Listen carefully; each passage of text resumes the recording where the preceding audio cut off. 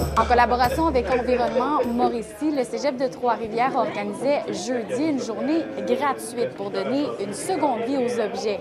Les gens pouvaient amener à faire réparer des petits électroménagers, des vêtements ou encore, notamment, des appareils électroniques. Comment tu trouves ça d'avoir accès à ce genre d'atelier de réparation-là?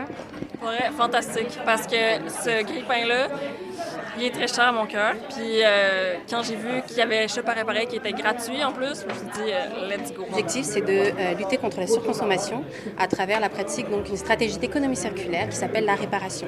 La réparation d'objets permet effectivement de reprendre l'objet et de le remettre dans son cycle de vie plutôt que de l'éliminer dans des lieux d'enfouissement technique.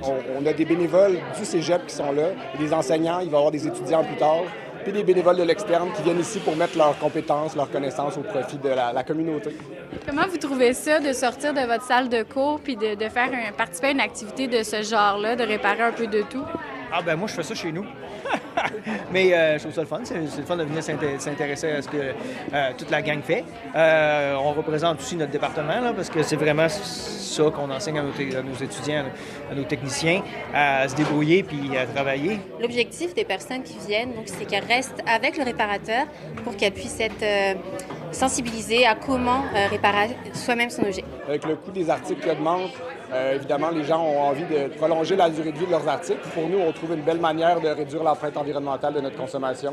Donc, je pense qu'il va y avoir beaucoup de monde tantôt. Nous, on a créé un bottin des réparateurs qui est accessible sur notre site web, qui s'appelle le bottin des réparateurs, et ça permet donc vraiment aux citoyens et aux citoyennes de pouvoir accéder. Donc, il y a toute une liste de réparateurs potentiels qui pourraient réparer leurs objets du quotidien. La Shop à réparer en est à sa 9e édition et pour la première fois, elle avait lieu au Cégep de Trois-Rivières.